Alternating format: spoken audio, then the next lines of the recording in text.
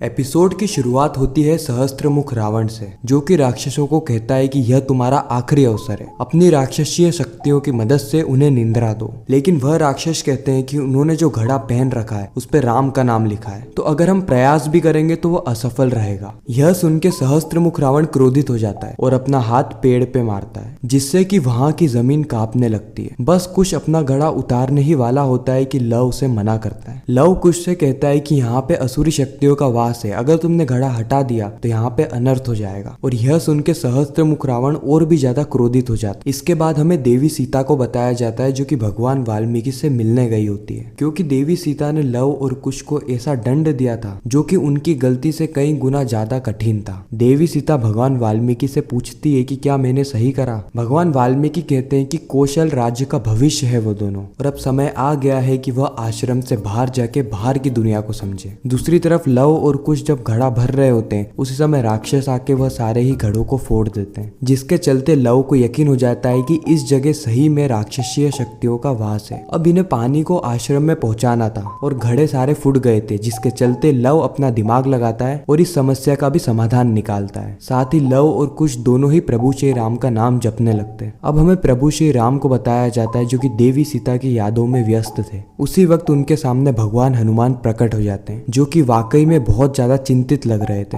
हनुमान बताते हैं कि सहस्त्रमुख रावण के पुत्र चंद्रबाहु ने वानर राज सुग्रीव की पुत्री का अपहरण कर लिया है, जिसके कारण उस राज्य में अशांति फैल गई है, और इस विपदा से निकलने के लिए राजा सुग्रीव आपकी मदद चाहते हैं। और फिर प्रभु श्री राम यह कहते हैं। अब हमें वापस लव और कुश को बताया जाता है, जो कि आश्रम के बाहर गड्ढा खोद रहे होते हैं। धीरे धीरे करके आश्रम के सभी लोग वहाँ पे इकट्ठा होते हैं और वन देवी भी वहाँ पे पहुंच जाती है, और यह देख के बहुत अचंभित होती है और लव और कुश से पूछती है कि तुम ये कर क्या रहे हो। लव और कुश जाके एक बड़े से पत्थर को हटा देते हैं, जिसके चलते इन दोनों ने मिलकर जो पानी के लिए रास्ता बनाया था, उसी रास्ते के जरिए नदी से पानी आश्रम में आ जाता है। और यह देख के पूरे आश्रम वाले बहुत ज्यादा खुश हो जाते हैं, क्योंकि अब उन्हें पानी के लिए इतना दूर नहीं जाना पड़ेगा, क्योंकि पानी तो स्वयं ही चल के आश्रम आ गया है। ये सारी ही चीजें देख के वन देवी भी बहुत ज्यादा खुश हो जाती है और लव और कुश को गले लगाती है। अब तीसरी ओर हमें प्रभु श्री राम को बताया जाता है, जो कहते हैं कि अभी तो मैं युद्ध के लिए जा रहा हूँ, और युद्ध समाप्त होते ही इस यज्ञ का आरंभ होगा। महर्षि कहते हैं कि इस यज्ञ का आरंभ तभी होगा जब महाराज के साथ महारानी भी यज्ञ में मौजूद हो। प्रभु श्री राम कहते हैं कि इस युद्ध से लौटते ही मैं भरत को अयोध्या का सम्राट बना दूंगा, जिससे कि ये यज्ञ प्रारंभ हो पाएगा। यह बातें सुन के वहाँ पे मौजूद सभी लोग चौंक जाते हैं। फिर हमें सहस्त्रमुख रावण को बताया जाता है। चंद्रभानु सहस्त्रमुख रावण को आके सूचना देता है कि उसने वानर राजा सुग्रीव की पुत्री का अपहरण कर लिया है। फिर सहस्त्रमुख रावण यह कहता है। बस इसी के साथ यह एपिसोड खत्म हो जाता है। आपको ये वीडियो कैसी लगी कमेंट सेक्शन में जरूर बताना। वीडियो अच्छी लगी हो तो वीडियो को लाइक कर देना, चैनल को सब्सक्राइब करके ज्यादा से ज्यादा लोगों को यह वीडियो शेयर करना, ताकि हमारी फिर से मुलाकात हो।